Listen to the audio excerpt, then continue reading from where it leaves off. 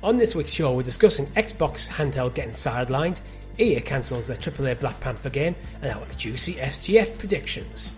All that and much, much more on this week's GamerGuild Podcast.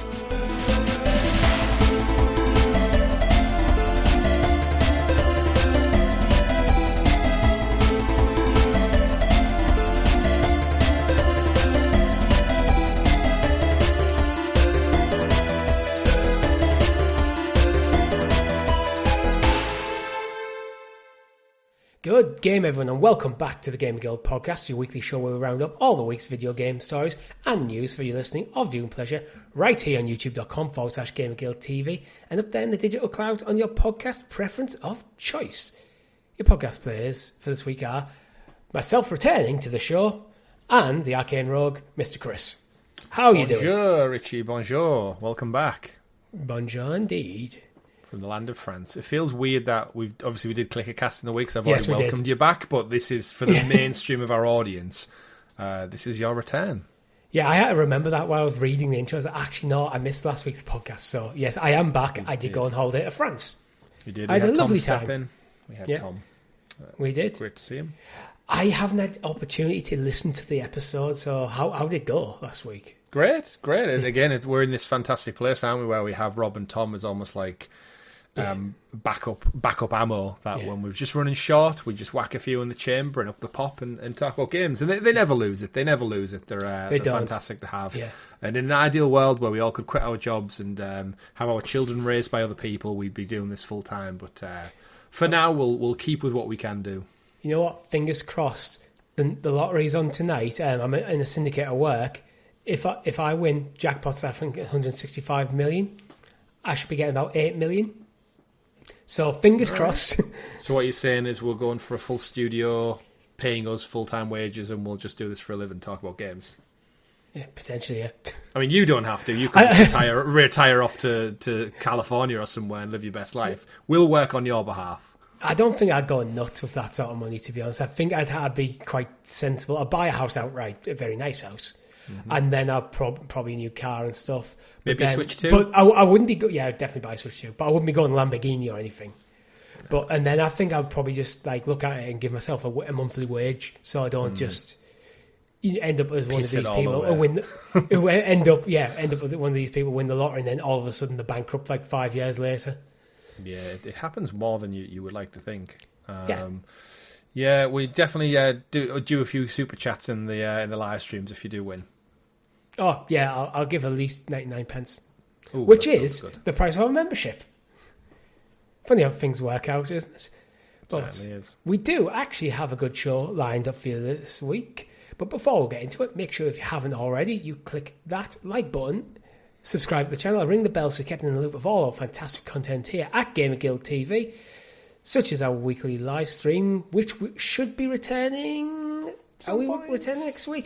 It's up in the air whether we're returning next week on the basis of video watchers should be quite aware. Chris is in the process of disassembling his office due to his impending house move, so it's a little up in the air, but the live streams will return soon.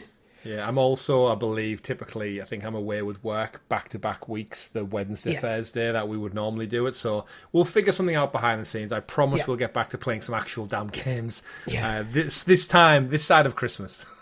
And I'm at the moment trying to find time in my schedule to actually get back and record some Pokemon because I think every episode will be up. I think might be up. Yeah, I don't think that I've got anything pre-recorded. Nothing. I don't think anything's members only at this point. You get yourself into a Pokeball, get down to the Poke Center, dun, dun, dun, dun, dun, and then come back with another 8 episodes. Sometimes it's just finding time, and sometimes when I have time, it's like I actually just want to sit there and play Oblivion. I thought you were going to say something else there, but glad you didn't.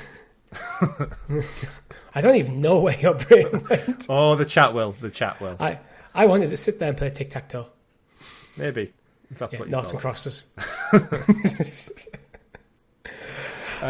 We should probably do a shout out as well to the Clickercast, which did finish up this week.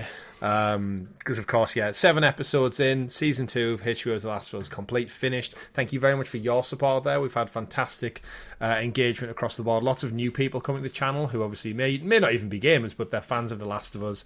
So we do appreciate everyone who showed up alive, because we did that live for several weeks.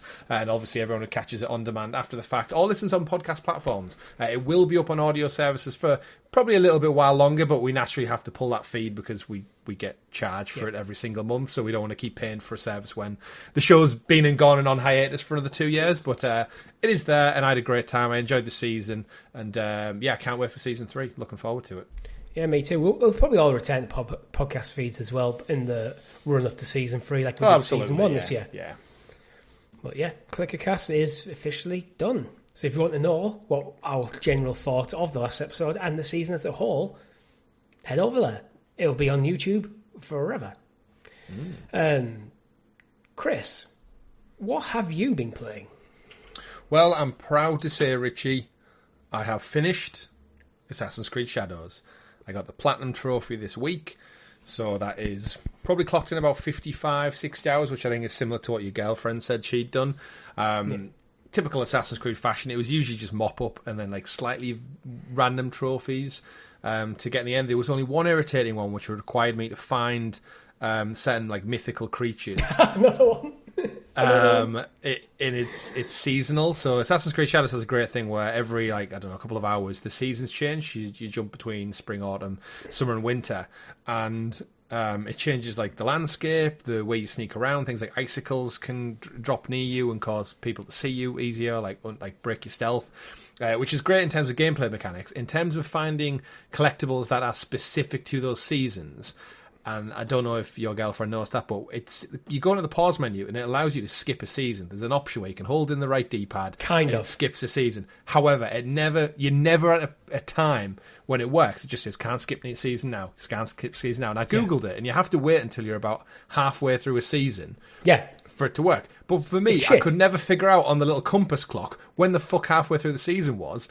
So I ended up just leaving my PlayStation on and going and do something else, and then coming back and being like, there's the mythical creature right in front of me. It's literal hours to change a season. And then I think you have to fast travel to spawn. But it's on the map screen, and it's right on the D-pad on the map. It looks like it should just be you press that and you change season. So I remember Nat playing the game, and we were both thinking, maybe once you progress to a certain point in the story, it'll open up. So you can change the season at will? No. It's just like, I think that's one that Ubisoft need to patch it. I think once you get to a certain point in the story, you should just be able to change the season. And there's nothing story-wise that's really seasonal.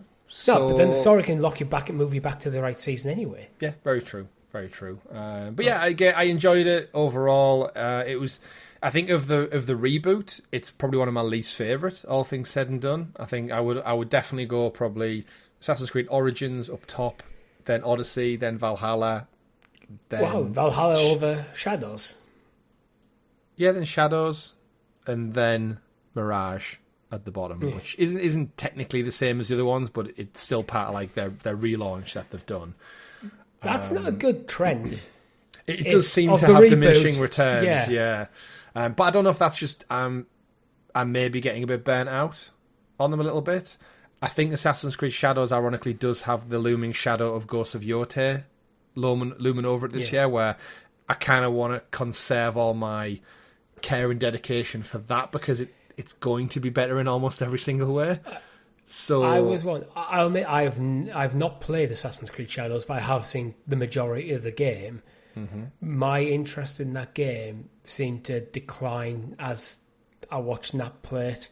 Well, I thought it looked amazing at first, but by the end, it did seem like just another Assassin's Creed game. Yeah, the story was fun. I enjoyed the dual protagonists, even though it definitely felt like some elements were shoehorned in. I thought overall the acting was a little bit poor. Again, I think the biggest issue I always have is because I'm such a PlayStation fan, and I spend a lot of my gaming life playing like dedicated, like you're talking Naughty Dogs, Guerrilla, Sucker Punch. And when I get back to a Ubisoft game, I can't help but in cutscenes and conversations with like secondary characters or side quests, the animations and the dialogue are so poor by comparison. It's almost embarrassing to some point. where some of the missions that they give you and the way they're constructed, they just don't really add anything to the main story. And then I think back and I think when I play Horizon, how beautiful the characters look when you're engaging and interacting with them. Even side characters, the lighting, everything. And like for as much as Japan absolutely sings in this game, it's stunningly beautiful. And the seasons they added in adds 4 more elements of beauty.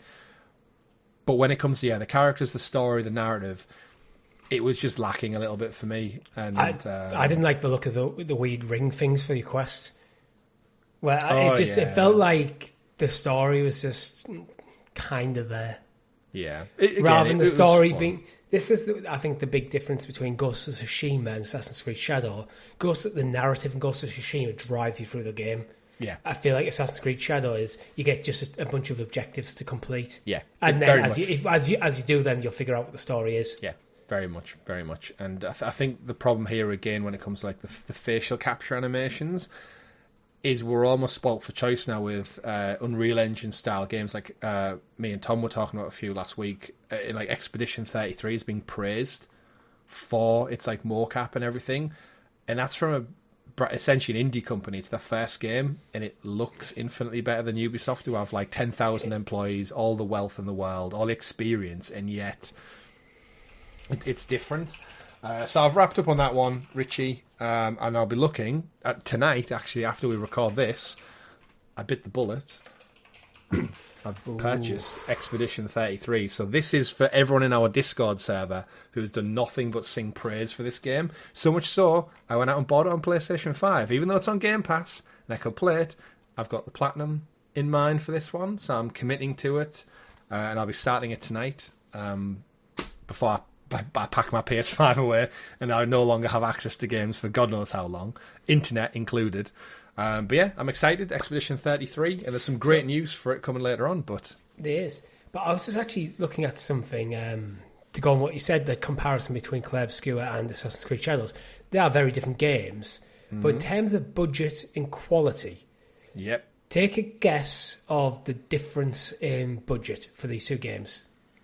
Well, I bought one of them recently, so I know Expedition 33 is not the cost to you, the budget they went to produce. Oh, right, okay. I'd imagine Expedition 33 is probably 100 mil tops, like if that, maybe 80.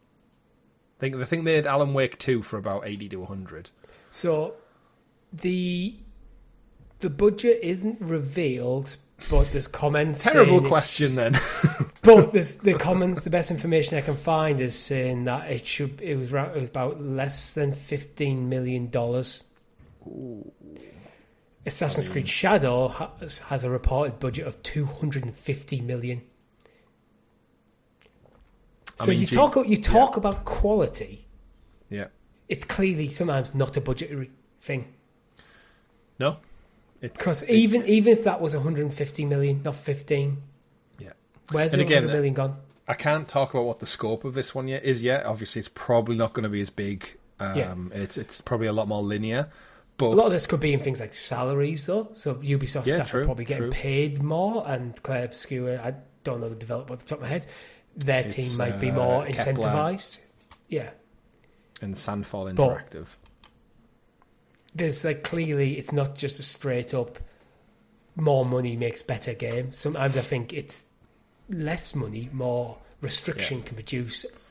I'm not saying whether it's a better game overall. I haven't played either of them, but in terms of the presentation, you mentioned things like the facial animations, that kind of stuff. And these are both effectively third-party, multi-platform games. Mm-hmm, absolutely. The one thing that did sell me on top of our Discord is Tom waxed lyrical about Expedition 33. Yes, and he did. Blueprints last week, so it was like, right, you know what? I'm seeing him tomorrow, so we'll probably talk extensively about it. And Tom's also jumped into Star Wars Battlefront 2 after Resurgence Day, so that's also on my radar. So good bit of gaming lined up. Clay Obscura is my next game. I want the Platinum and Oblivion first. Yeah. How far off are you? So I've done the arena. I've done Thieves Guild. Tell me like I actually don't have a clue what you're talking about, because the arena and Thieves Guild means nothing to me. Right, so basically each of these things I'm going to reel off has kind of got their own maybe 10-hour storyline. Okay. So the arena isn't like a tournament, it's like an actual quest line. It is basically a series of tournaments. The arena is probably only about 5 hours. It's the shorter of them, but all the other guilds have their own actual narrative throughout the guild. So I've done Thieves Guild, I've done Dark Brotherhood, which is the Assassins. I've done Fighters Guild. I'm probably about 4/5 away through the Mages Guild. And then I've got main story to do. And then I'm done. No awkward little trophies? No, it's literally, it's just them. That's all it is for the Platinum. You don't have to do a single side quest, even though there's millions of them. Wow. And some of the side quests are actually fantastic in Oblivion, but I might save them for another playthrough in the future. I kind of want to get the Platinum, then move on to Clay Obscure. I appreciate a streamlined Platinum. Yeah, if it wasn't the Platinum being like kind of achievable like that, I might have already bought Clay Obscure. Ooh. Well, it's cheap. If you get it from Argos, it's a little bit cheaper, actually. Just as a heads up. I'll see. I'll have a look. Yeah. Argos. But you know what else we'll see, Chris? You introducing us to the... You won't see me if I hide off screen. The graciously gathered GamerGuild Gazette, aka the news. The news, and I could see your shoulder the entire time on the recording. But other than your shoulder, the news is brought to you by our Guild Heroes, which you can join for as little as 99p over on the YouTube channel. That will give you early access to nothing at the moment, but we do, because I haven't recorded any more Pokemon yet. But previously, you got early access to Pokemon. You previously got early access to the Clickercast Remastered Season 1 while that was going up. And there is still a few bits of random content that is only members, like is our debate between what's best, Mario Kart and the other one, the one that isn't as good as Mario Kart, Crash Team Racing. That's currently members only. And also it helps Chris buy a new house. That's true. Very true. Because he's getting kicked out of his. He's literally getting kicked out of his. Yep. EA, Chris, they have cancelled Black Panther and closed down the entire studio. What the fuck is going on with Electronic Arts? I mean, to quote Highlander, there can be only one. And there was two, apparently, isn't there? We've got the Captain America and Black Panther game set in, like, 1943, I believe it is. It's literally called 1943, isn't it? I think so, yeah. Captain America. Is that the Amy Hennig one? Yeah, it's Amy Hennig and Skybound Entertainment. So it's like a totally brand new startup company powered, funded by Skydance Entertainment. Skydance New Media. Yeah, Skydance. And this is EA. We know they're working on multiple titles in terms of this is an Iron Man game, which I believe they have confirmed is still under works. Don't know if I hold out as much faith for Iron Man either now after this, but EA is cancelling the planned Black Panther game.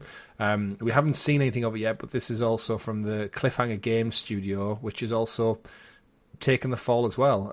Reading from an IGN article this week, in an email sent to staff from EA Entertainment President Laura Meal, she said that these changes alongside other recent cancellations and layoffs are being done to sharpen their focus and put our creative energy behind the more significant growth opportunities. So seemingly Black Panther doesn't have much of a growth opportunity.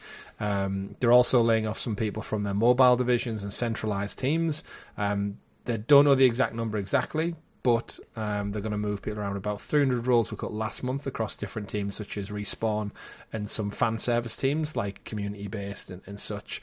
They continue to say these decisions are hard. They affected people we've worked with, learned from and share these real moments with. We're going to do everything we can to support them, including finding opportunities within EA where we've had success helping people land new roles.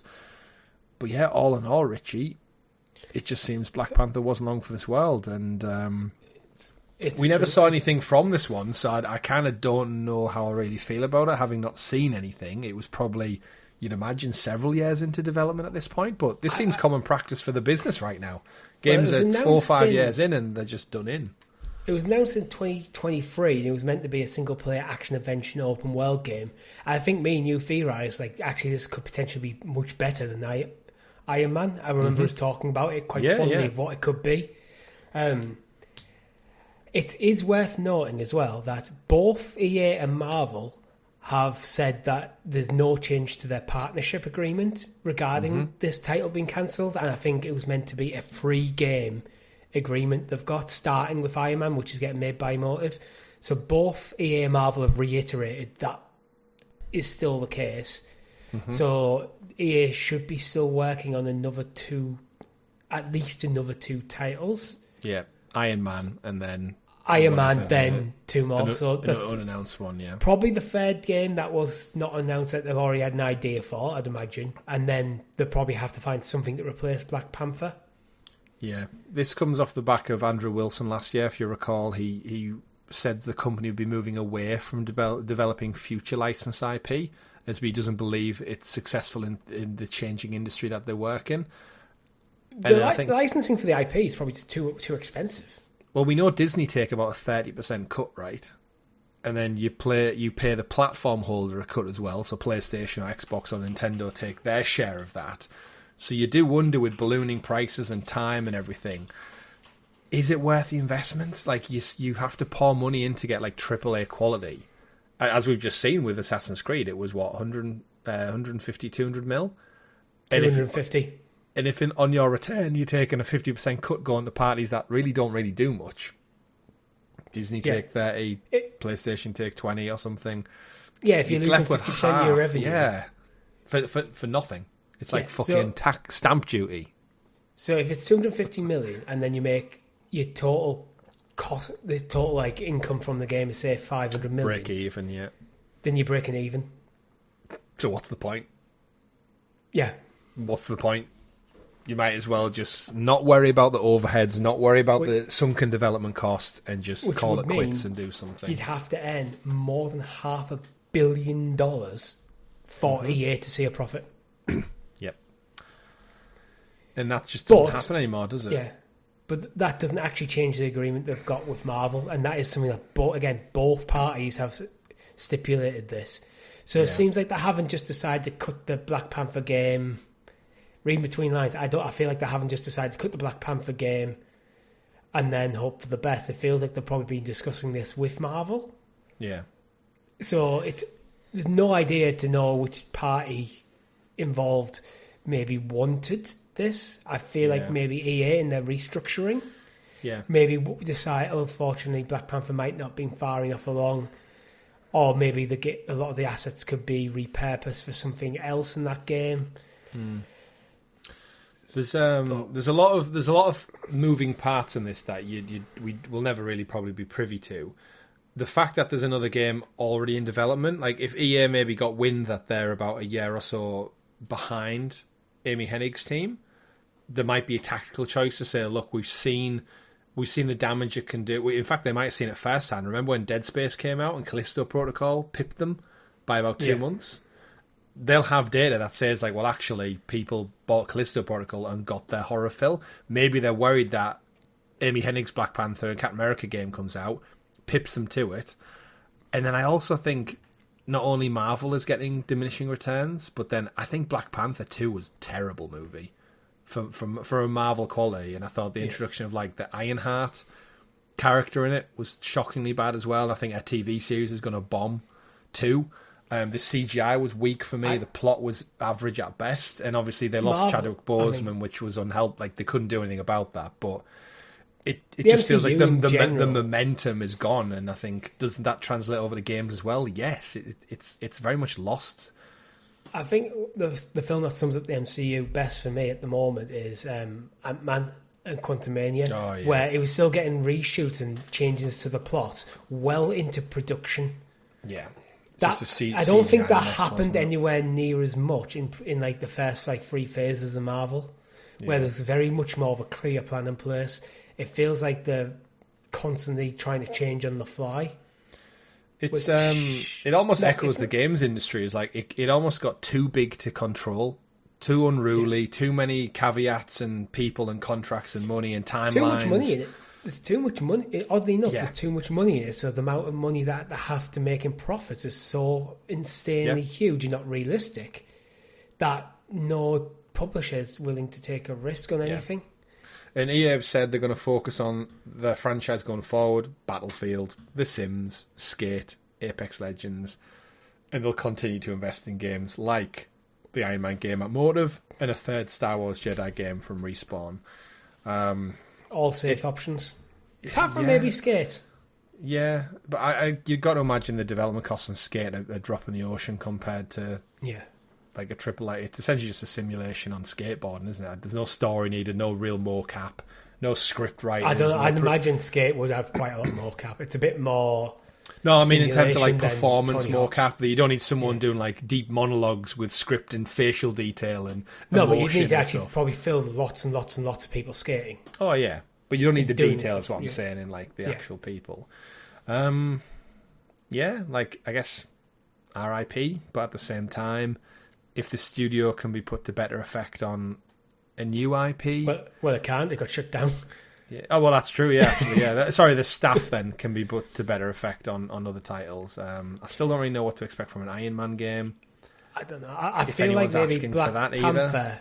I've got a feeling Black Panther was probably a lot earlier in its development cycle, and it's probably easier to cut something earlier in the development cycle than later. Yeah, absolutely. It's why I think Tango got DreamWorks got shut down because they hadn't started working on anything. So Xbox needed to cut a studio. So while Hi-Fi Rush was done very well for them, you've currently got a team of people who've got nothing greenlit. It's easy to write that off. So it might just be, as EA been doing restructuring and looking for ways to cut, this was the next easiest thing to do. Well, it's like every company, isn't it? Yeah, and then ironically, did you see the Star Wars Battlefront news? I know me and Tom covered it briefly last week that it was having a resurgence. But they did. So obviously we love Star Wars Battlefront 2. I think the last game you and me probably really did offline, so away from the channel, was probably Star Wars Battlefront 2, where we'd actually put headsets on, play with our mates. Yeah. And we just played it like no cameras, no microphones, just dicking around online with your mates. I never got the platinum because I think you got it, but I was like, it was a bit of a grind. Yeah, bit of a grind. But that was the last game I'd probably say like us and our friends like genuinely pushed for. But yeah, the news last week was that the fans, the community all got together and did a Resurgence Day event where over the weekend they basically said like and they quoted Rogue One, and they were like, let's make 100 people feel like 1,000,000.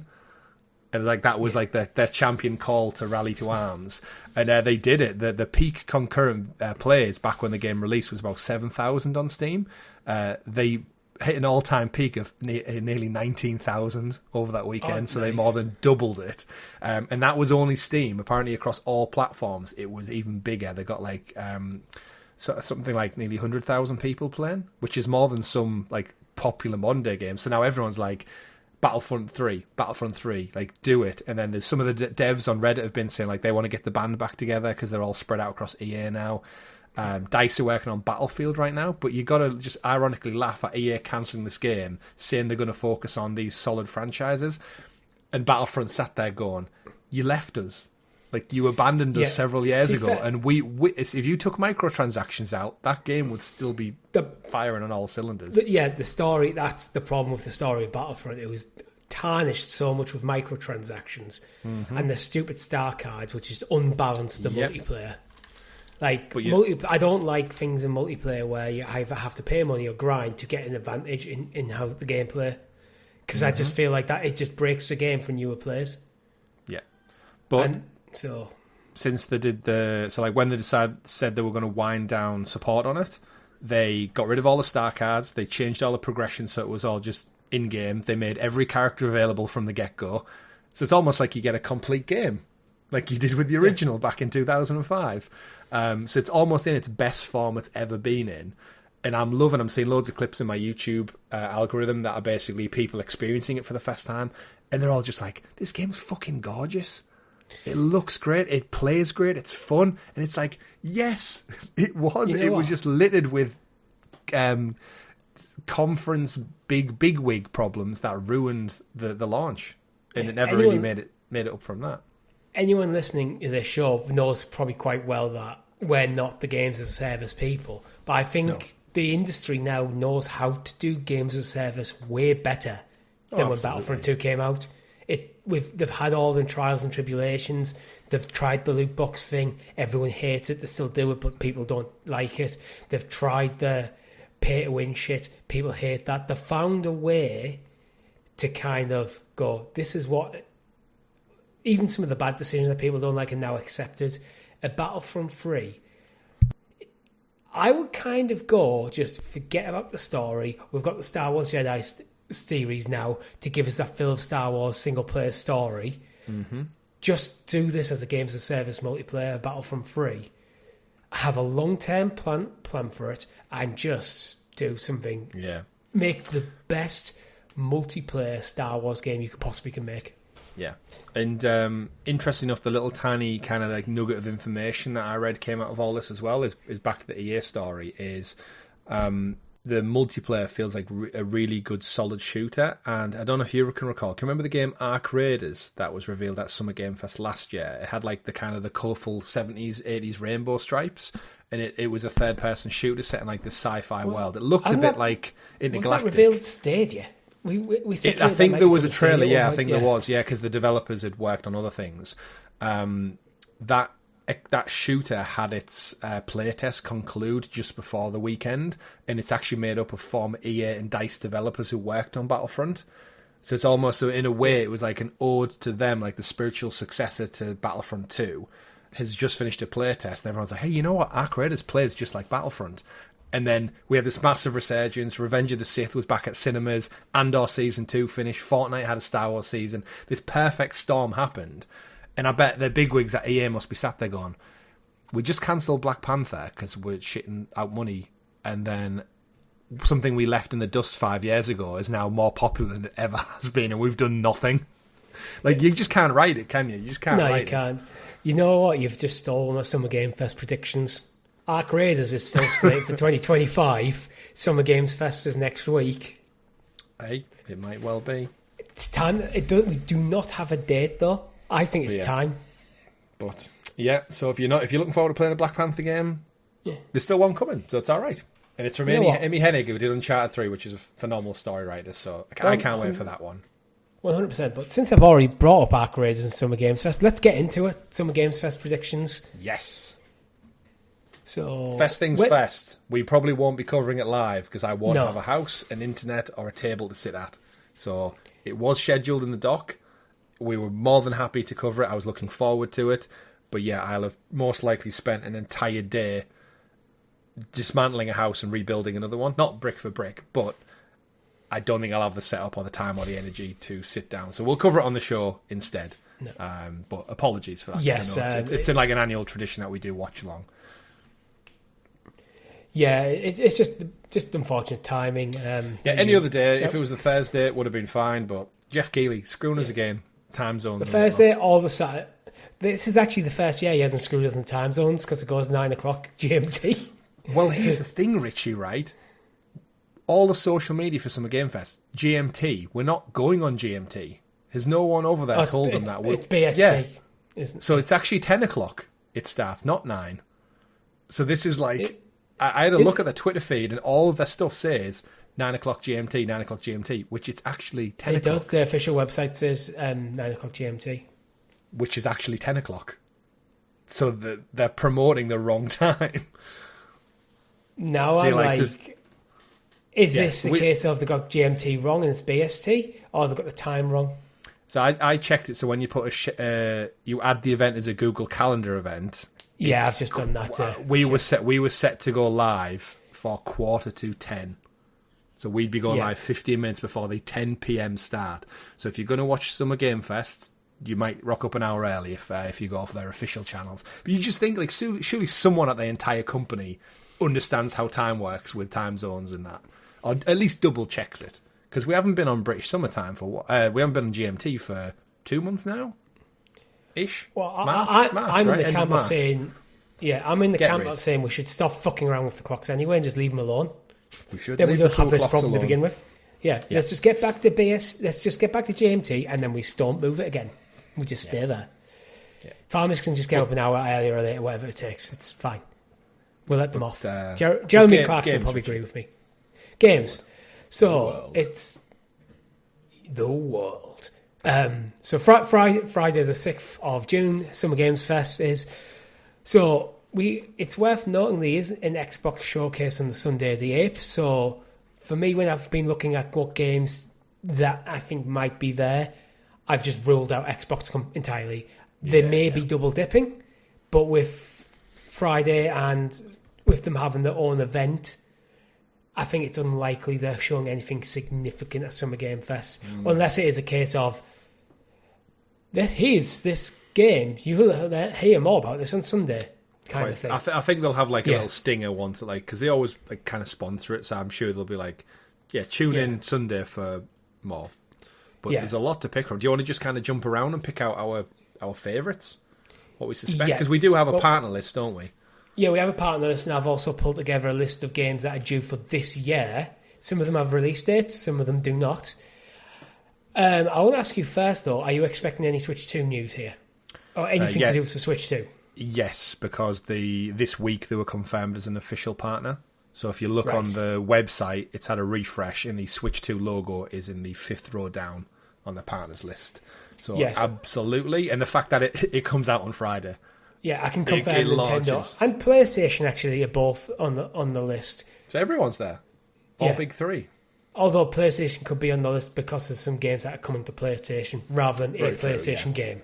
Yeah. Hard to know. But you're expecting Switch 2. Jeff, Kojima's also been confirmed as a guest appearance. Yeah. For Switch 2, are you thinking an announcement or just a trailer? Probably a game. I think there'll be advertisements for it because it literally launches the same day, which you couldn't time a console, one of the biggest console launches in history, the same day you have a gaming event on a worldwide scale. Like, you got to promote it and do something right. You know what I'm thinking? Elden Ring. Elden Ring is coming to Switch 2. I think that might be the... Yeah, it's confirmed. Oh, no, wait. Yeah, but... Wait, no, it wasn't Elden Ring. It was... Was it? No, Elden Ring is confirmed to Switch 2. Right. But I'm thinking that might be one of the trailers. It just feels that nice combination. If there might be, I think it may be an advert for Switch 2, and you might see some in-game footage of Elden Ring running on the Switch 2. Yeah, we know that FromSoft's new game's going on it, but I think that's a few years out yet. Yeah. Maybe a year. You mentioned Kojima?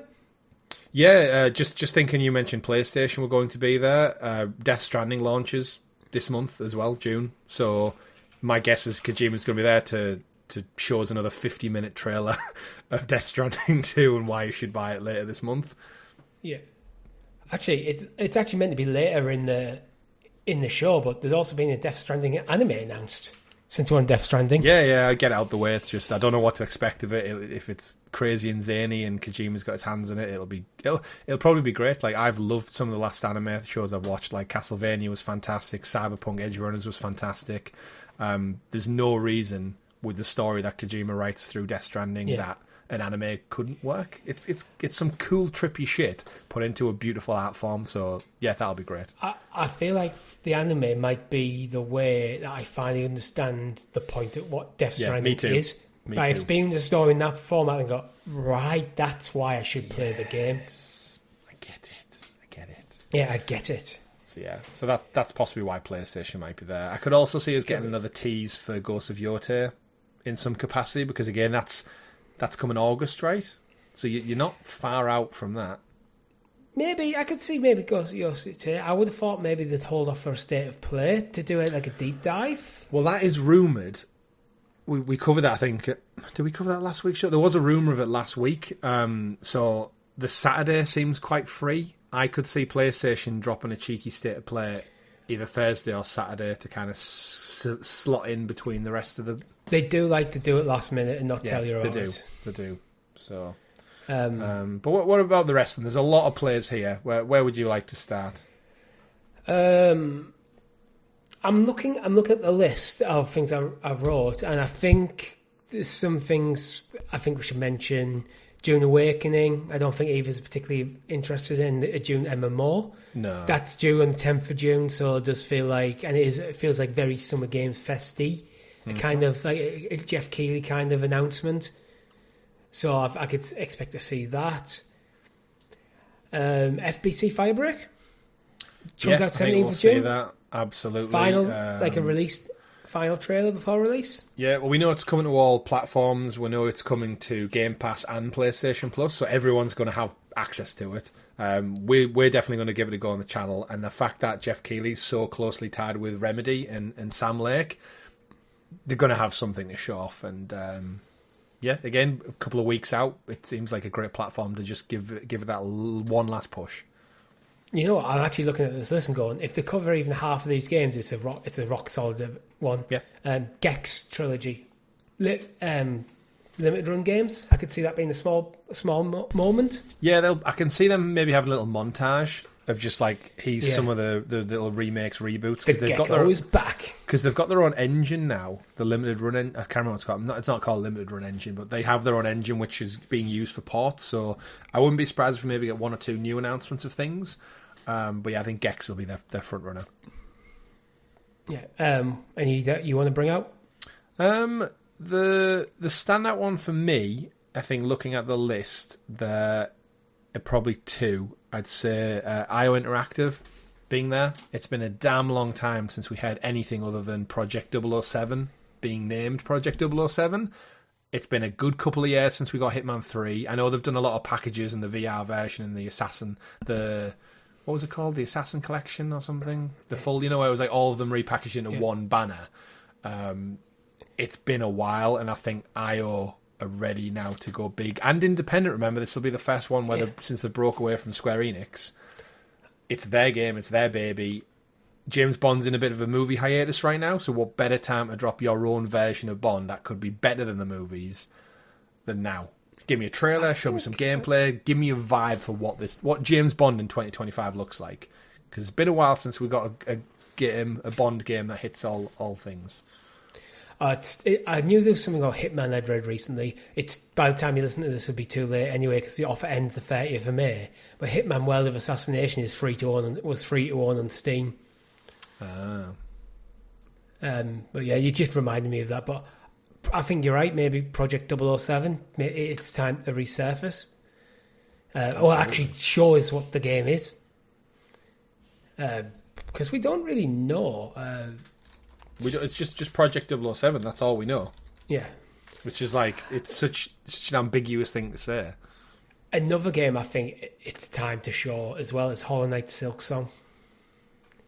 It's one of them that gets predicted it gets predicted at every single bloody event, and it never turns up. But then it got announced that it's coming to the Switch 2. We don't know a date yet, but the Switch 2 is imminent. I think it's now time because we know it's coming to Switch 2, which might be the reason why it was hidden. Yeah. Why they weren't talking about it.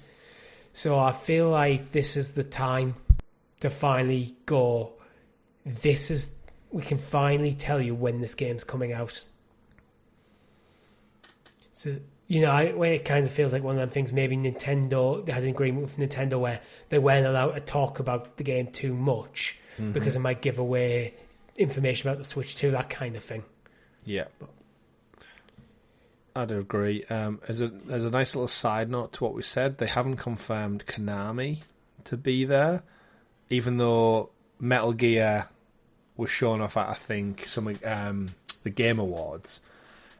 Is it a coincidence that now Kojima's a guest speaker, Konami isn't at this one? It just seems like they're avoiding each other like a jilted ex. And isn't it like it comes out in August? So it seems like this would be a great time to do one last big push and be like Snake Eater's out in a couple of weeks. I don't know if you saw the CGI trailer, by the way, of Snake Eater been redone, but it's worth a look. Haven't. It's on my YouTube watch list again. It's amazing. I've been just really busy since I got back from Paris between decorating and getting back to work, and work's been chaos, so I just haven't had time to sit there and watch stuff. So that almost confirms for me it'll be Death Stranding if they don't want that to clash with Snake Eater. It is a bit of a shame that if that is the case, that Konami and Kojima can coexist at the same event. Yeah.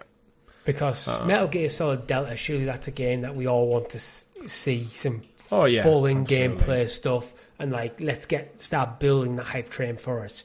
Because I think it's could be one of the strongest games of the year. It's kind of like penciled in for a Game of the Year contender for me. Yeah, My other big one I'll probably pick out is going to be Capcom. I think it's time we see something of Resident Evil 9. We've obviously had the rumours. We know what the vibe's going to be. There's a couple of leaks that have happened, and it's been a while since Village. We played Village on Stadia. We did. We completed it on Stadia. It's been a while. They're kind of running out of steam with their remakes. We've had 4. I don't think 5 and then into 6 are anywhere near as beloved as 1, 2, 3, 4. No. We've heard rumours of maybe Code Veronica or Zero getting done, which we could see here instead of 9.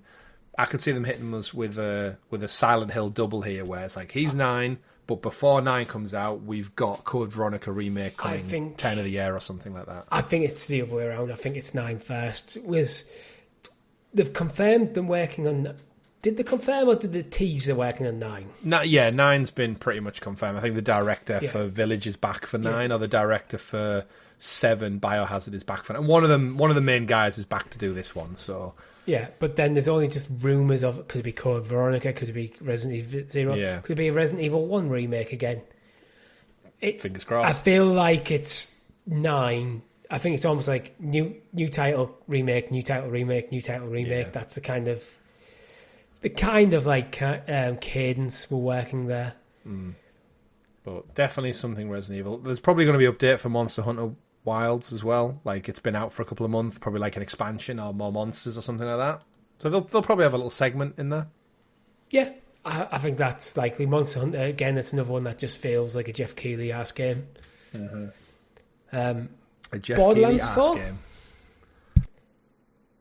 Borderlands 4, it's out September, so there's no real big showcases between now and then. Well, 2K's there as a partner, which we could go down the rabbit hole and be like, it's Grand Theft Auto. It's Grand Theft Auto. And they're not showing up at this thing, especially after the edit. I think, we'll see a double hit of Borderlands and Mafia, which also comes out in a couple of months. Mafia, the Old Country, 8th of August. Yeah, so I think we're going to see... Yeah, we're going to see like a double hit, I think, of maybe like somewhere like a third in and then 2/3 in, we'll get Borderlands and then, also Mafia Old Country. Yeah, nothing new from 2K and the respective teams. But, I think that's a safe bet. Yeah, I think another safe bet is where the winds meet. It's that weird kind of... Chinese game that looks almost Souls-like that I think we saw originally a few years back at a Jeff Keighley event. Yeah, that's one of the traits of this to change it. Like, rewind the clock, look at Game Awards, look at last year's some Game Fest. What did Jeff show off that didn't have a date or maybe had 2025 as a year? Yeah, chances are they're going to be back to show something off this time around. That is the bulk of my list that I've pulled together, is literally games that were not like Nintendo, Sony or Xbox first party that are slated for this year. There probably is stuff from next year going to be in here, and there's probably going to be some surprises that we never even heard of. I'm just kind of focusing in on what are we expecting in the back half of the year that we don't know when to expect. Yeah. Well, I know they're probably not going to be if they do their own state of play, but if PlayStation skip a state of play, this could be a good spot to end maybe with Wolverine. It could be. He's pulled it out before the bag. Remember, we've had The Last of Us stuff and God of War showcased at these events. Remember, the Game Awards showcased the Xbox Series X and S announcement. So Jeff pulls some big wins. You know what? I like the Wolverine shout, because this is how I can see it kind of going down. You see another just CGI trailer of Wolverine, and then Jeff goes back on stage and goes, "You'll find out more about the state of play. Bang, here's your date. Tomorrow." Yeah, tomorrow. Tune in tomorrow for PlayStation's Wolverine state of play. Done. Amazing. Because I think Sony will want their own spotlight on that. Yeah. But slipping in a teaser into Summer Game Fest to draw their eye to the state of play, we've seen it done before. Yeah, I agree. There's also Supermassive there. I noticed that one, and if I recall, are Supermassive the ones who are working on Little Nightmares 3? Was that a thing in my brain? Because Little Nightmares 3 is Supermassive. Is it? And Bandai Namco. Yeah, so remember they had the whole thing where the previous devs moved on, and then Tarsier Studios, I think it was, but but Bandai Namco retained the rights while they went off, and then Supermassive, obviously, they're well known for the horror, but they've kind of been just dicking around with, we're making our Dark Pictures anthology, we went and did The Quarry, that didn't really work out, we're getting diminishing returns, and then we had Until Dawn remake, but they didn't really have anything to do with it. So it's like, I feel like Supermassive are just like in this constant state of limbo now. So they've clearly took a contract with Bandai Namco to do Little Nightmares, and I love the first two, so I could see that with maybe like with a Halloween time release for this year. Yeah, and no doubt another thing from the anthology trilogy of not anthology of what they are, like another random horror story. I don't know what the next one up is, and that is, but we must be due one, right? What was it? Dark Pictures. Is it? I'm starting a new season, like a season 2. Yeah, we looked at the website, didn't we? And we couldn't remember. Yeah. Oh, it's Directive 8020. This is the one in space. Remember? Yeah. Where we said it's actually totally different from the rest. So actually, it could look quite good. So yeah, I think we see Directive 8020, and then we see Little Nightmares under the Bandai Namco segment. So yeah, some good shit. Yeah, and the one I think we could see as well is Mouse PI for Hire, because again, I think that's another Jeff Keighley reveal. Yeah. Wasn't that the guys who made Cuphead? No, I don't think it was. Wasn't it? Give me Cuphead vibe. Yeah, it got big vibes. Either way, it's a different one. It's studio is Fumi Games. So yeah, it's just an indie one. That was the kind of like detective noir shooter. Yeah, like Cuphead shooter, essentially. Yeah, but like a first person shooter, but it's got a similar art style to Cuphead, but in black and white. Yeah, and I feel like that kind of 1930s cartoon aesthetic. So that's one where I think we could see a release date. Yeah. Techlander there, so I'd imagine we're going to see something from that Dying Light. Was it called The Beast? Which was their standalone Dying Light game. They said it wasn't DLC, and they brought back a character from the first game. I could see that being a thing. I think we got the tease at Game Awards, so it seems the right time to kind of go, like, this is where it's at. Here's a date. Here's another showcase of it. Get Dying Light zombie fans their fix. Yeah. And then I kind of think there's obviously ones like they're there that we're probably not going to talk about, like smaller studios, smaller games, the ones that are going to pad out and make the numbers up. Square Enix are there. Are you expecting anything from Tomb Raider? Maybe a bit early still. Tomb Raider didn't they lose Tomb Raider Square? Oh, sorry, yeah, they did, yeah. I'm thinking of... I was leaning towards, for Square Enix, Dragon Quest 1 and 2 HD 2D. Comes out 30th of October. I feel like that's probably where I'm expecting Square. Maybe an announcement of Final Fantasy VII Remake coming to Switch and maybe Xbox. Yeah, like, I think a trailer for that. Yeah. The director let that leak or slip the other week. It was announced that Final Fantasy VII Remake coming to the Switch 2 was announced at the Switch 2 reveal. Yeah. But, yeah, again, Switch 2 is imminent. Doubling down on that game coming and probably the commitment. You could, if I was being very bold with it, I might even say you get the title of the third and final installment of the remake. Yeah. But I'm not expecting it. I don't know why I'm not. It just feels like maybe that's a next year thing. Yeah. Another one that I would love to see is Focus Entertainment are there as a 505 Games.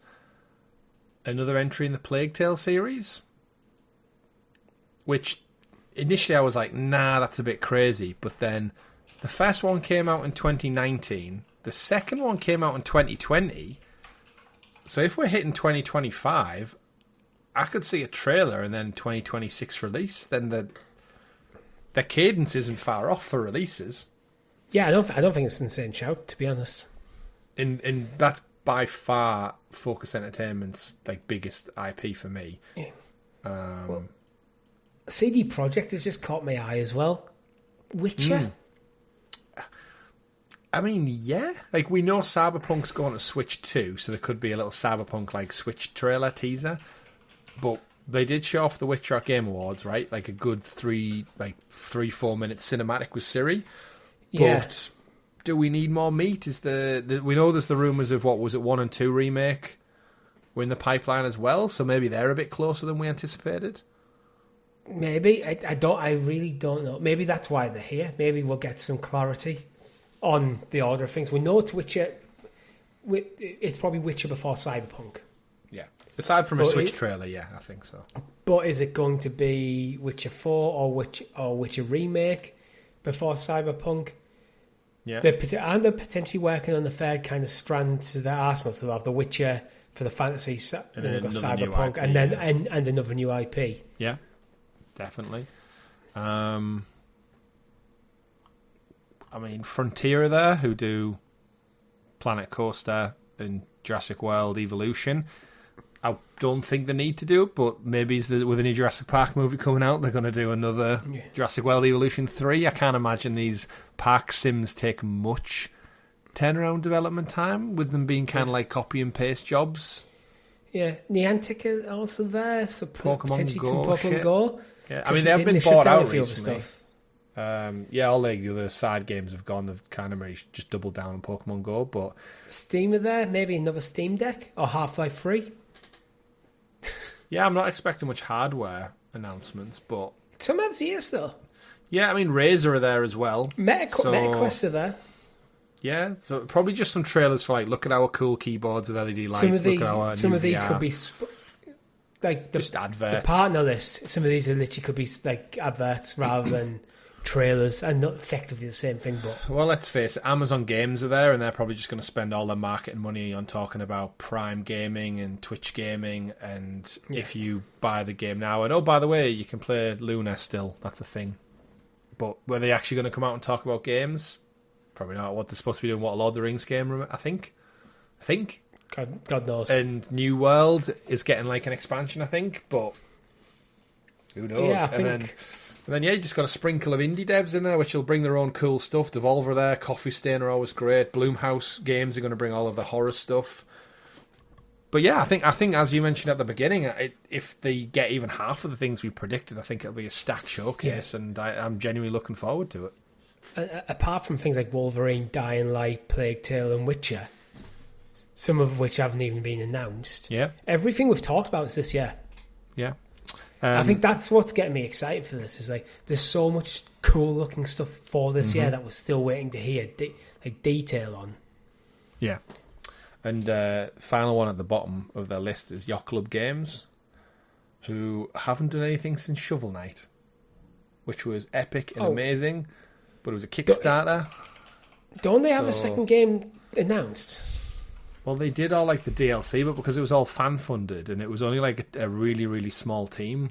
I could have sworn they had a second game announced. They've got an Untitled Shovel Knight game in the works. So yeah, Shovel Knight Dig is out now. So I don't know what that is. That's a roguelike platformer, but it's literally an Untitled Shovel Knight game. I'm only reading from Wiki at the moment, but it's to be announced, and it's a platformer, an upcoming mainline entry in the Shovel Knight series. They did so much DLC: Plague of Shadows, Shovel of Hope, Spectre of Torment, King of Cards. Like, they were so good, but everyone was like, "We just wanted a second game. We didn't need the ability to play through the whole game as a different character." As cool as it was, some of this could be. Some of them actually could just be Kickstarter, like promises, stretch goals and stuff. Yeah. So they might have been like committed to it. Even if they just give us a soundtrack. Shovel Knight's one of them games that I frequently go back to and play just for the soundtrack. Never played it. Oh mate, it's so good. It's just such a simple like Castlevania, Metroidvania style game. But you're a knight who, instead of having a sword, he has a shovel, and he uses the shovel as a pogo stick to navigate around the world. Like Scrooge McDuck did in the old DuckTales game on the NES. And it's just the music's it's just like 8-bit glory, and you'll fall. Like if you Spotify the Shovel Knight soundtrack, you'll be in for a treat. It's a bit like I'd probably put it up there with I can't think of it, Celeste, where it's just like pure nostalgia music for gamers. Yeah. Shout out to Yacht Club Games, bringing the heat. Shout out to Yacht Club Games. Yeah. You know who aren't bringing the heat, Chris, though? Reading from Windows Central, Xbox first-party handheld has been sidelined as Microsoft doubles down on Keenan and Windows 11 PC gaming optimization. So we're not getting our dedicated Xbox One anytime soon, Richie. No. Our Discord's actually been chatting about this, and I think there's some valid points about Windows 11 not being anywhere near as good in terms of optimization as Steam OS for running games, which could be a part of the issue.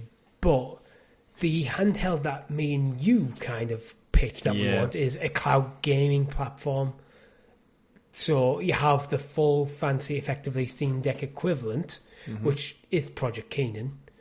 And then the other one is the more entry-level cloud gaming one, which at a low price point. And it's seemingly that's the one that Jez Corden is reporting that has been sidelined. Probably similar to Project Keystone. Yeah. Kenan, not Keenan. Yeah. Everyone calls it Keenan, like Keenan and Kel. I'm calling it Keenan. You call it Keenan if you want, and I'll correct you every week. But yeah, I mean... This is this in response to, like, have they just seen almost like the Rogue Ally partnership one and the reception's been a bit lukewarm on it?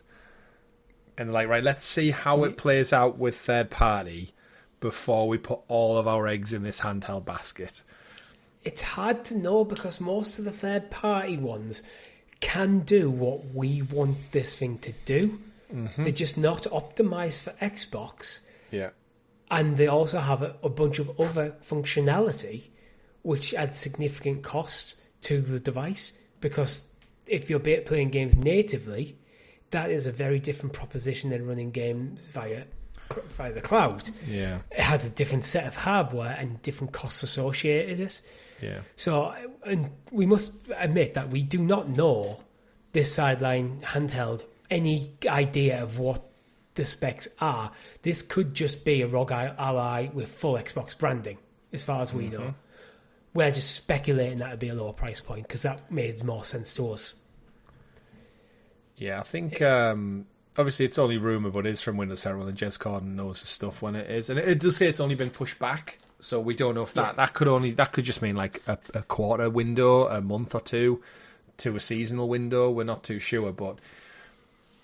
We never really had a concrete date anyway, like Xbox, because we're looking at this thinking like we want it more in line with the next hardware launch for like the home consoles.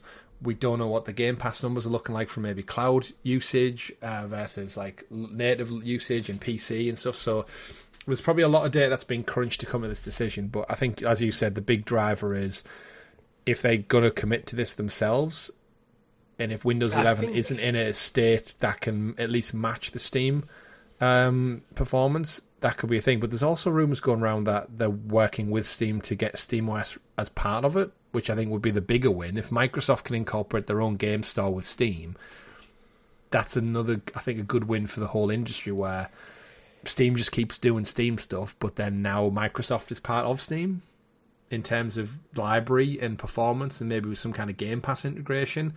Xbox seem willing to work and play with everyone, right, for the betterment of their whole big, massive ecosystem. We'll go wherever you are as a consumer. And we found that people with Stadia and stuff and Luna, they struggled with that. We already have our massive library. Why would I want to start somewhere else all over again? And I think Xbox, your own Steam library, Richie, paired with Game Pass, do you need any more games at that point? Well, my Steam library is well out of date, but it's full of classics. If it all runs on your handheld, though, like, bring it with you. Yeah, potentially. I don't know. It's just a shame, but I think this might just be a case of taking the resources they have and focusing them.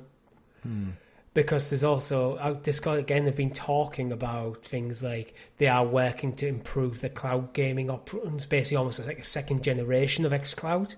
Yeah. Which probably lines up nicely with the next generation of Xbox hardware, dedicated hardware. So maybe if you're working on the cloud gaming over Microsoft and stroke Xbox combined, you're working on the next Xbox, you're working on a third party which is Project Kennen. Yeah. And then you're working on the games, and then you're working on optimizing Windows 11, which you should just kept with 10. Windows 10 was good. 11's pointless in my opinion. Maybe it's just one of them things where they'll look at it and go, all these projects are moving slowly because maybe resources spread too thin. Sometimes it's better to focus in on one or two projects, get them moving, then go back to the other ones. That's what I'm hoping it could be. I mean, yeah, I think both of us personally as well. Pardon me. Happy for that. I think longer in the oven, more refinement. See where the industry sits at it. I think both of us are on the same page. The ROG Ally, especially the leaks, just look a bit clunky and chunky for me. For like how slim and sexy the Portal is and looks. Nothing from what I've seen makes me want to go out and buy it, especially when I'm going to have the Switch 2 sat there and the Portal doing its job.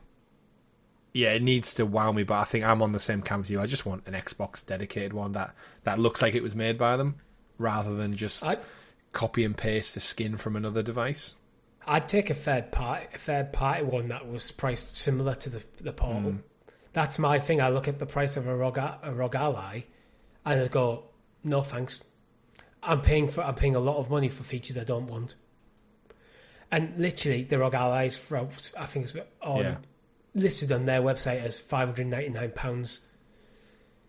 That's a lot of money. It is. That's more money than I'm willing to pay for basically to use it as a dedicated cloud gaming device. Yeah, same. So that's where I'm like, that's why I know the ROG Ally is amazing, the Steam Deck's amazing, but it's not the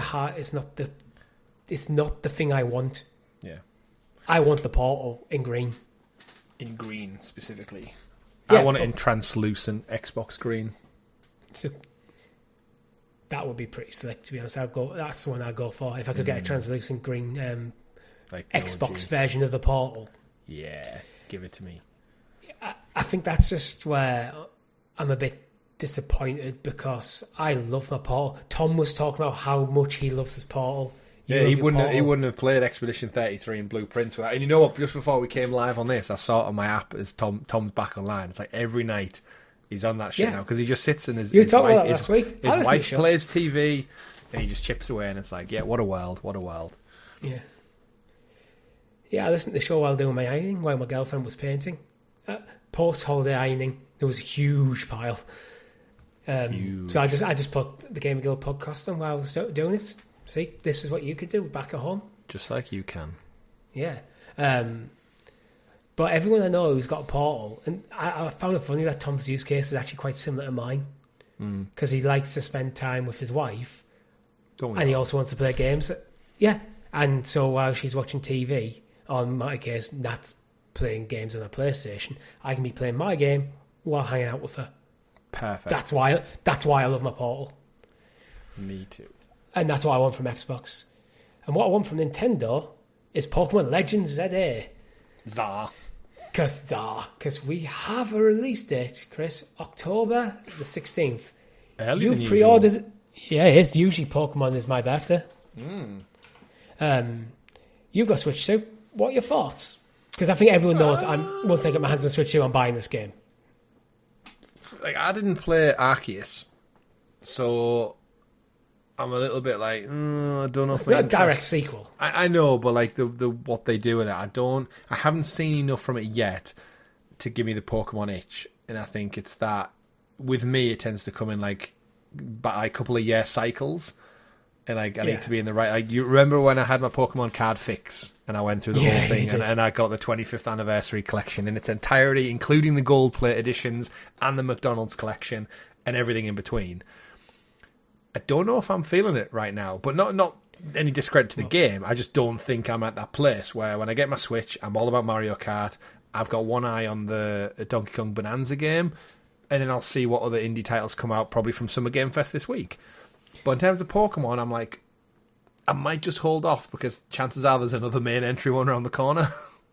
Probably the next year, I would have thought. Yeah. Or what I might do is I never finished Scarlet and Violet because of all the shitty bugs. But I did it. The Switch 2 version, because there's like there's an upgrade path, remember? I might go back to that, save myself some coin, and finally finish that one. So I got to ride that motorbike guy around. To be honest, if you wanted to play as someone who has now finished Scarlet, actually Violet, I finished Violet. I was tempted to buy the DLC because I was properly into Pokemon before Oblivion got announced. I went, yes, bye. I'll do that instead. I don't want to play with you anymore. I think there's much better games in the series than Scarlet. I think going open world the way they did, it's too open in the sense of like it gets a bit boring in that sense. It's great if you kind of want to go on, let's go caption them all. But then you have the downside of being, as you get in towards the later game gyms, you're way over leveled. Yeah. Yeah, I think we'll see what comes out. You cannot turn XP share off. Nintendo, XP share, make it optional. Because I hate that shit. Can we also point out as well, the box art for the Switch 2 looks horrendous. It does. Pokemon Zard, because they've got the big block, the Switch 2 block that covers like the top 10% of the box, and then they have to have that annoying paragraph of like Switch 2 rules for like the Switch 2 edition, the upgrade pack, and sold separately and everything, and then it all just gets very... Put that on the back. Yeah, it all just gets very... I think that they're either under some legal obligation or Nintendo just doing Nintendo things where they're trying to really delineate between this not just being another Switch, because obviously they've had Switch Lite, Switch OLED, and maybe their marketing department are worried that people will be like, oh, it's another Switch, but it's not a true successor. And I think the marketing is maybe getting a little stuck with it. Well, but personally, I think it looks messy. When you read the kind of little descriptor it does sound like a not true successor. It makes it almost sound like a Switch Pro, because it includes the Nintendo Switch game and the Switch 2 edition upgrade pack. So it's almost like, he's a high-res texture pack for the game. You ain't getting the game. That seems to be how they're presenting them. You're getting the Switch version on disc and a downloadable upgrade, which is a bit shitty as well. Well, I don't know if it's downloadable, it's just it's on card, but it doesn't read right. Logistically, that's how they're making the game. They're making the game for the Switch and then giving an upgrade pack for the Switch 2, but they're just doing it simultaneously. Yeah, but would you be? Yeah, it's all just a bit messy. Could your head potentially be swayed by a Pokemon Present showcase? Yeah, again, I've got nothing against it. I just need to be in the right place myself. So it's got. Well, there is one coming on the 22nd of July. Oh, there you go then. So I was going to say that's one we might have to cover, but I'm in Turkey. Is it covering a specific generation? Do we know? Because I'm looking at that. I see Totodile. He's my guy. I see Chikorita. I see the Fire Pig. I forgot what that name was. He was from a different generation. You got that's Tepig. So Tepig is from Black and White. That's Generation 5. Right. Totodile and Cyndaquil are from Generation 2. Yeah, that's why I recognise them then, because that was closer to the setting is for the game is Lumiose City, which is the main city in Pokemon X and Y. Right. And there was rumoured to be a Pokemon Z game, which then never came out. They've made Sun and Moon again, and the Pokemon Zygarde, who's actually been cut from the box art. If you see the full version of it, there's a little form of Zygarde who's been cut. He was cut. He got his own game cut. He was just chucked in randomly into Sun and the Moon, and in his own game, he's got cut out the box art. But it's going to be in this kind of X and Y locations. I might just wait for the hype on this one then. Yeah. See where people are at with it. See if it. The biggest thing, see what the performance is like. I personally really enjoyed X and Y. So I remember you saying X and Y what got me back into Pokemon after a long time being absent from the games. Interesting. If not, I'll just watch your Pokemon Blue playthrough. Yeah, which I will finish, and I do need to get back up to it. Continuing on with the show, Chris, PlayStation Days of Play has returned. Yeah. With some more monthly PlayStation games and catalogue editions. And it started on the 28th of May, so we're a little late in covering it. But that's how this particular sausage is made. What have we got from State of Play? Should we tackle the monthly games first for June? Yeah. Another average one. NBA 2K25. It's your classic sports title that's come late in its cycle. Yeah. Which is never a bad thing to have. I don't mind when we get EA Sports or FIFA later, because then I can stop putting the disc in my console and just keep it on my dashboard as a digital form. So it just saves me getting off my ass. When EA Sports FC 25 comes to PlayStation, inevitably comes to PlayStation Plus, I'll probably play it for a little bit. Yeah, same here. I didn't get the last one. Alone in the Dark did average, looked okay, but it didn't set the world on fire. I don't even know which version of Destiny this is we're getting. I don't know what the final shit is. It DLC? Is it a season? Is it expansion? Do I get the base game again? I don't really know. I find Destiny weird for PlayStation Plus one, because if you're interested in Destiny, you already have it. If you're not interested in Destiny, you're not interested in it. Yeah, I feel it's one of them titles, like, unless you're a lapsed fan and maybe you're tempted to get back in. But I feel like it's a niche, it's a small interest. PlayStation own them now, don't they? So it's probably just like, what can we throw at the wall this month? And it's like, give Destiny another go. It's the same with like the way Grand Theft Auto keeps getting added on, then taken off, then added on, then taken off. It's like, just do what you need to do. Yeah. But don't worry, we'll take your PlayStation classics off you, like Resistance 1 and 2. Yeah, we will. PlayStation Plus Extra and Premium or Deluxe members are also getting another Crab's Treasure, available the 29th of May. Great Skull game. and Bones. Not so great game. I'd rather play as an indie game crab at the bottom of the league collecting treasure than a fully fledged AAA pirate game. Well, you can't do that in Grand Theft Auto 3, Chris, the definitive edition, but that you're getting on the 10th of June. And Destiny Legacy Collection is available on June the 4th. Again, don't know what version of Destiny that is. Is that just the base game? Who knows? Yeah, I'm guessing it's the base game plus a handful of the early things. I'm not going to look into this late in the show. If you're interested in that, Google it. Yeah. Classics catalogue, you're getting Myst, spelt with a Y, and Riven, spelt with an I. It's the sequel to Myst. Is it? No. Awesome. Riven is, yeah. Yeah, Game Trial, Kingdom Comes Deliverance, and Sid Meier's Civilization 7. PlayStation Tournaments, are you interested in them at all? No, I think the only biggest thing is there's like plenty of sales going up right now. Yeah. And the sales for Days of Play can come and go, so I don't really want to delve too much into them. They also do a lot of deals across other marketplaces as well. So if you are in the market for certain things, keep your eye on places like Amazon and Argos in the UK, and I guess Walmart in the US, because they also have deals off console price hardware. For myself personally, Richie, you know that long-pursued PlayStation DualSense Teal Edition, the sexy metallic green? Yes. It's priced down to £54 instead of $70 now. You're moving house. I am, and you know what my new house would look great with? A teal PlayStation thing. We'll see. We'll see how much trouble I get in for that. Yes. If Chris doesn't make the podcast next week, it's because his wife has murdered him. She doesn't listen to this show. She might do now after she's been appeased on the channel. Yeah, the clicker cast is there, but this is games. She doesn't pay attention to this, and it's like an hour and 18 minutes into the show, so I think I'm okay. Don't grass me up in the comments, everyone. Watching you. Yeah. Cyberpunk 2 is officially underway, and it's now been getting called Cyberpunk 2 instead of Project Orion. So it's basically into pre-production. I think that's basically the story here, and the name change. It won't actually be called Cyberpunk 2, though, will it? Because it's Cyberpunk. No. The first one was the 2077th entry in the series. Yeah. So this should be Cyberpunk 2078. Yeah, they've actually gone back. This must be a remake of the original Cyberpunk that came out hundreds of years before gaming even existed.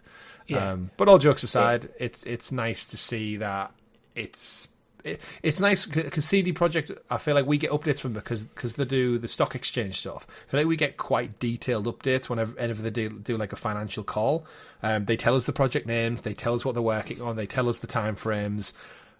And again, this is just another great one. The Witcher 3's past 60 million sales overall as a franchise. This is now moved into full-on production development. It's like, I just like it. I like how we're kept in the loop with it. And it does build hype, but in a more business way. Yeah, so basically the story here is, back in March, Project Orion was nearing the end of its concept phase and will be entering pre-production in the coming weeks. Well, I'm reading from a Eurogame article, and in the coming weeks is a quote. And now, as per the studio's first quarter 2025 earnings, pre-production is officially underway, and they've changed the project title from Project Orion to Cyberpunk 2. At least that's how it's been internally referred to going forward. That is not a guaranteed final name of the game. It's great. I mean, they give such granular detail. It says further in the article, there's 96 developers confirmed to working on the project. That's up from 84 in February. The bulk of the studio is focusing on Witcher 4, which has 422 employees assigned to the project. That's compared to a modest 49 developers working on a multiplayer Witcher spin-off series. And then there's 19 working on Project Hadar, which is the planned first ever original game. So they give such detail. It's like you can actually almost see the scope and the timeline and like which is being prioritized. Which is being prioritized. All the way down to like Phantom Liberty has sold 10 million copies. Like, that's terrific for DLC. 10 million copies.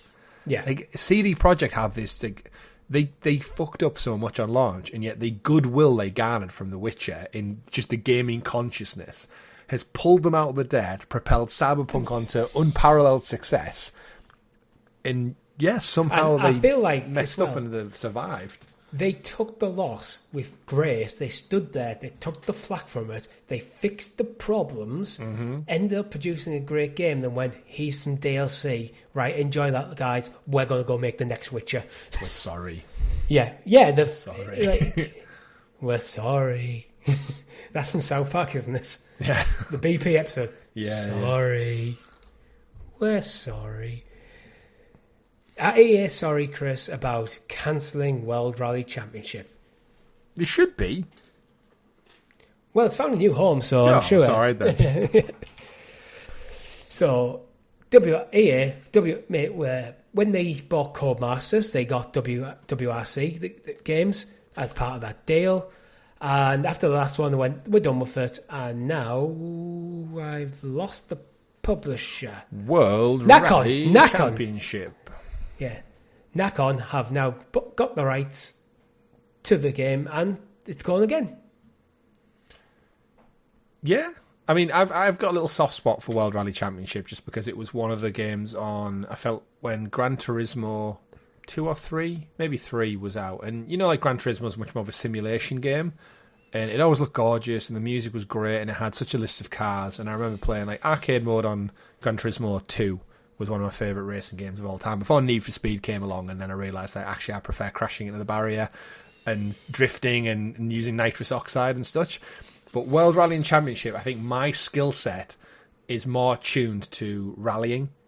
Get in the mode, stick the back out, drift a little bit, go over bumps, and the dynamics and the frenetic nature. It's a bit more forgiving, the very simulation stuff. And it's more fun, if we're honest. You can't get beat to shit. Like, I remember playing Gran Turismo, nothing happened to the car, barely took any damage. But you play World Rally Championship, you lose your bumper, you lose your wing mirrors, your windscreen gets smashed. I just felt like it was just more arcadey, which was the type of racer that I was clearly into. So yeah, World Rally Championship on the probably PS1 or PS2, I can't remember which one it was. I've got a really good soft spot for that.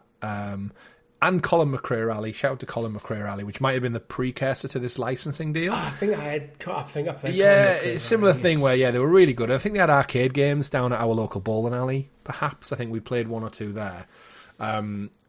It's a shame because EA, when they acquired Codemasters, and they almost like started to rebrand all of their sporting franchise. If you remember, we got EAFC, we got EA WRC, EA Golf, or whatever that one was called, EA F1, and it was like, all right, I see what they're doing. They're lining everything up. So if you're into a sport, EA has a pillar to fit that. EA Sports, here's your subtitle. Insert subtitle. And seemingly similar to Need for Speed, I just think the desire for racing in the games world just isn't as high as it once was in the early 2000s, and seemingly they're happy to let it go.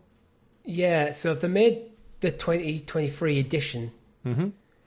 and then they've kind of just went, we're done with that. I feel like maybe this is a case of they bought Codemasters, mm-hmm. it came with this, they were probably obliged to make it, and then went, no, we're not gonna bother with that. But anyway, the story here is Nacon have got the rights mm-hmm. to publish a WRC game from 2027 through to the 2032 season. So it's going to be a few years before we see anything. But they've got a six season exclusive rights for it for PC and consoles.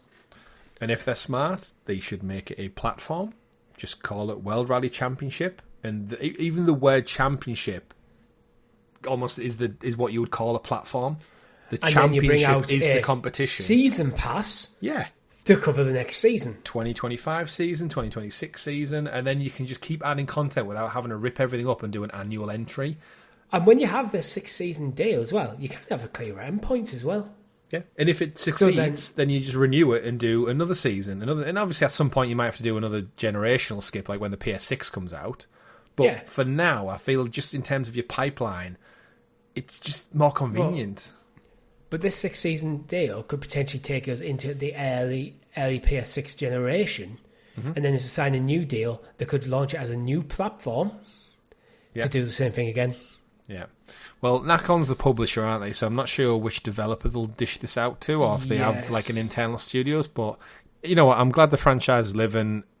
Codemasters were fantastic. EA, clearly it's just not big enough for EA. Back to our first story with the Black Panther.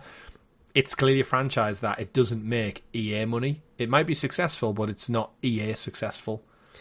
This is the problem where sometimes I think every game needs to make EA level monies, where something like WRC could have potentially made WRC money, which would be profitable and keep things quietly ticking over. Yeah. If it's enough money to keep it self-funding and a bit more to go into the coffers to help offset the cost of the bigger developments, surely that's a good idea. It's diversifying your portfolio. So if you've got a lot of smaller titles bringing small amount of profit but still being profitable, these could help balance out the risk of a bigger, more risky title flopping. Indeed.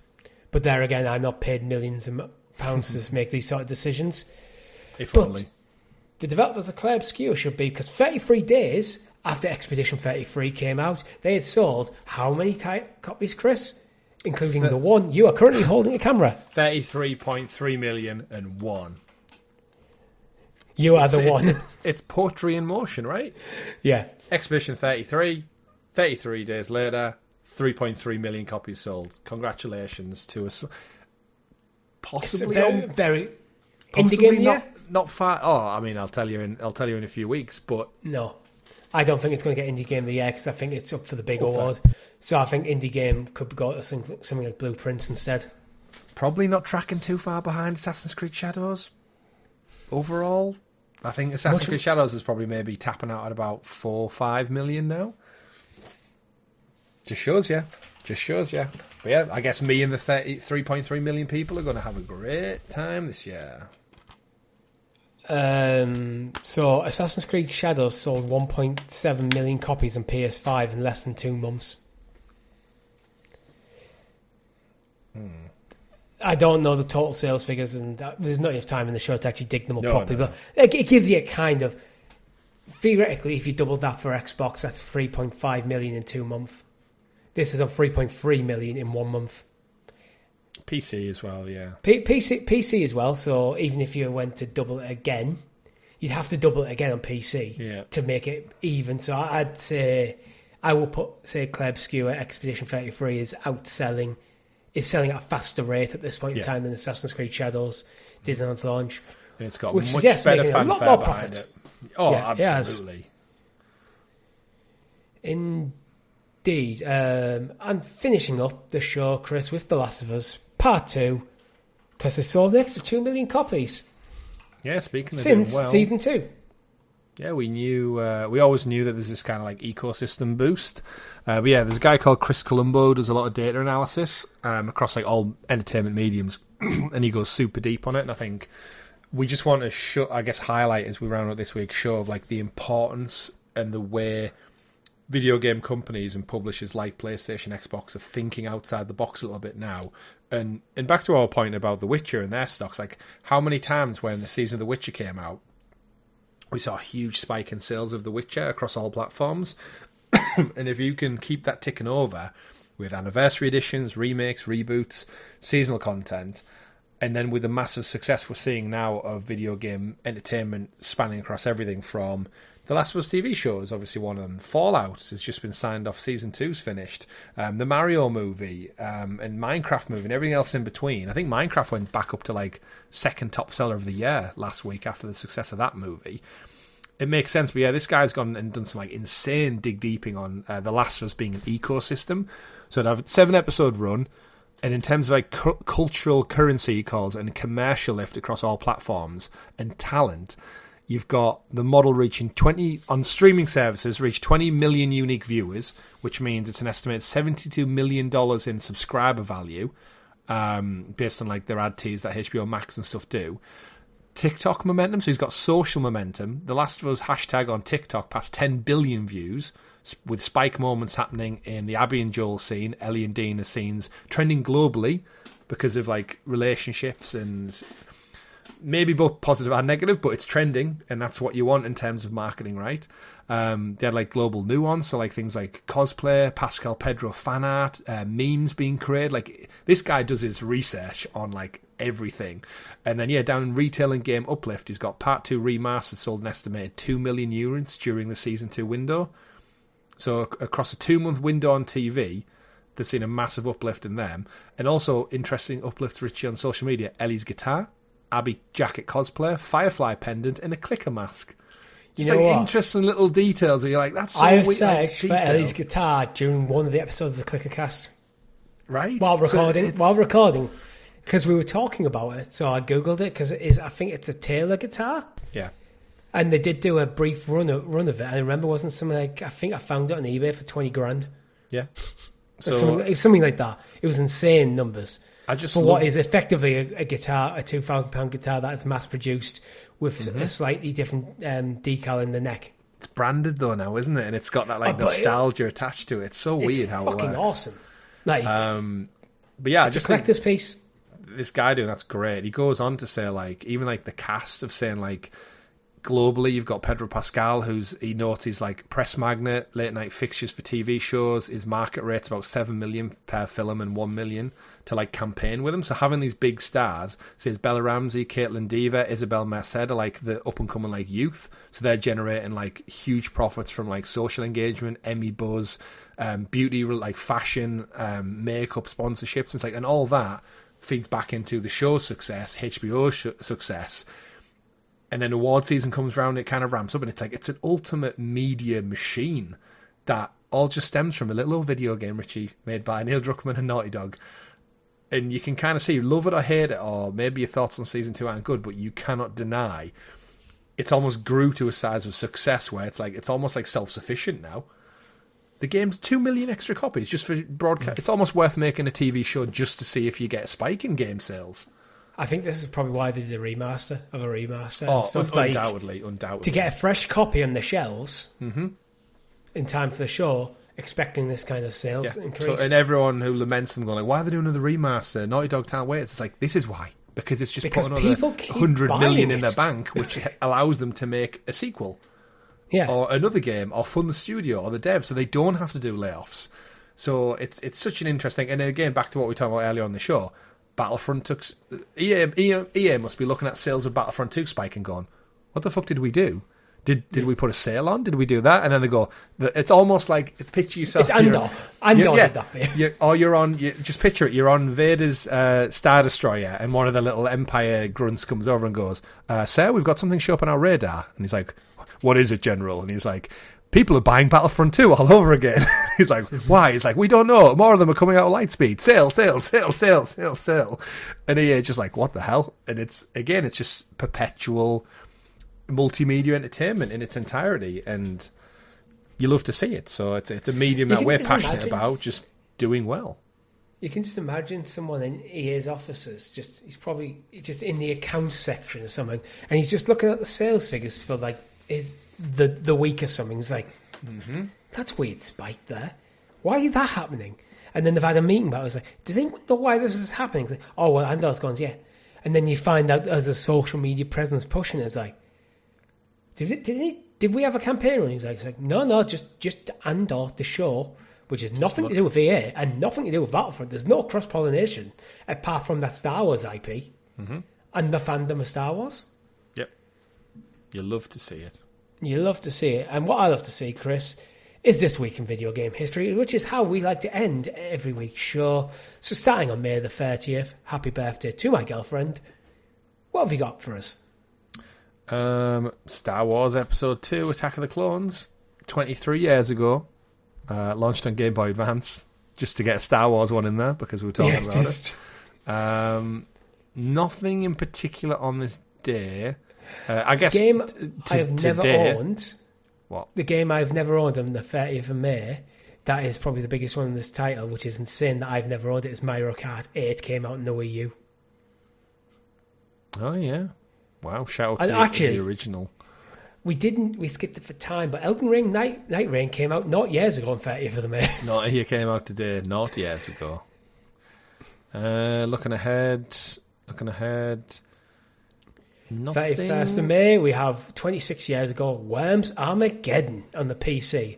What a fucking amazing game. Great game. Best Worms game, full stop. June 1st. It's a bit light. Yeah, it seems to be a bit light. Half-Life 2 Episode 1, PC, 19th year ago. 19 years ago, yeah. No, nothing there. The only one that's picked up for me is Red Faction Guerrilla. Came out 16 years ago in 2009 on PlayStation 3 and Xbox 360. And that was the game that I loved. Red Faction 1, and then Guerrilla came out and I was like, yeah, I'm done with this franchise. They went too far. Get your ass back to Mars. So on the 2nd of June, the one that jumps out to you is what a game that killed the franchise for you. And not just for me, for everyone. I think we didn't get another Red Faction game for years after that point, and the next one wasn't great either. So yeah. Well done, Guerrilla. But that is all we have time for this week. If you've liked the show, make sure you hit that like button and subscribe, and consider hitting that bell so you keep in the loop of all the fantastic content here at GamerGuildTV, such as this podcast every single Monday on YouTube and podcast platforms. Pokemon Blue for members whenever I get back around to recording some more episodes. We will be returning hopefully in the next few weeks with our live streams. Keep your eye on our socials or our Discord for more information on that. All the links you need are in the description of either the video or the podcast platform. And Chris will undoubtedly be letting you know somewhere about his early impressions of Expedition 33. I'm going to go do it, folks. And I will be letting you know about my jealousy that Chris is currently playing it, even though I'm playing Oblivion, which is awesome. Damn right. And with that, my name's been Richie. I've been Chris. GG everyone. Goodbye. Bye.